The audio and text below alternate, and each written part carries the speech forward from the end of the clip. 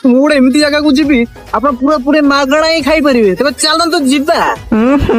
ଖାଲି ତ ମାଗଣା ଖାଇବେ ଆଉ। ହଁ ହଁ ମୁଁ କହୁଛି କିଭା ରେଷ୍ଟୁରାଣ୍ଟ ବାଙ୍କୁଏଟ କଥା, ଭିତରକୁ ଯାଇ ଦେଖେ ତ କେହି ନାହାନ୍ତି।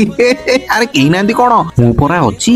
ହଉ ଭିତରର ଆମ୍ବିଏନ୍ସ ତ ବହୁତ ହି ସୁନ୍ଦର ଥିଲା, 90s ର ଗୀତ ମଧ୍ୟ ବାଜୁଥିଲା, ତା ସହିତ ଖାଇବା ଆସିକି ମୋ ପାଖରେ ପହଞ୍ଚି ଯାଇଥିଲା। ମଟନ ଥାଳି, ଫିସ୍ ଥାଳି, ଚିକେନ ଥାଳି। ମଟନ ଗୁଡିକ ତ ବହୁତ ହି ଟେଷ୍ଟି ଥିଲା। ଆରେ ମାଗଣା କଥା କହୁଛି ଶୁଣ ମ, ଆପଣ ଯଦି 2000 ଟଙ୍କାର ବିଲ୍ କରିଦଉଛନ୍ତି ଆପଣଙ୍କୁ ସ୍ପିନ୍ ହୁଇଲ ଗୋଟେ ଗେମ୍ ମିଳିବ। ଆଉ ସେଥିରେ ଆପଣ ମାନଙ୍କର ଯଦି ନମ୍ବର ଆଉ କାର୍ଡ ନମ୍ବର ସହିତ ଯଦି ମ୍ୟାଚ ହେଇଗଲା ତାହେଲେ ତ ଆପଣଙ୍କର ପୁରା ପୁରି ଫ୍ରି ଖାଇବା ହିଁ ମିଳିଯିବ। କଣ ଏବେ ଆପଣ ବୁଝିପାରିଲେ ତ? ତେଣୁ ଖାଇବା ଭିତରେ ମୁଁ ବି ଭେଜ ଥାଳି ଅର୍ଡର କରିଥିଲି, କାହିଁକି ନା ମୁଁ ନନଭେଜ ଖାଏନି। ଆପଣଙ୍କୁ ଟିକେ ଏମିତି ଜଣେଇ ଦେଲି। ଭେଜ ଥାଳିରେ ଏଇ ସବୁ ଆଇଟମ ମିଳିଥିଲା। କଣ କଣ ମିଳିଥିଲା ଆପଣ ମାନଙ୍କୁ ଦେଖେଇ ଦେଇଛି, ଆଉ ମଟନ ବି ଦେଖେଇ ଦେଲି। ଆପଣ ମାନେ ଯିବେ ଖଣ୍ଡଗିରି, ଭୁବନେଶ୍ୱର। ରହିଲି, ବାଏ ବାଏ।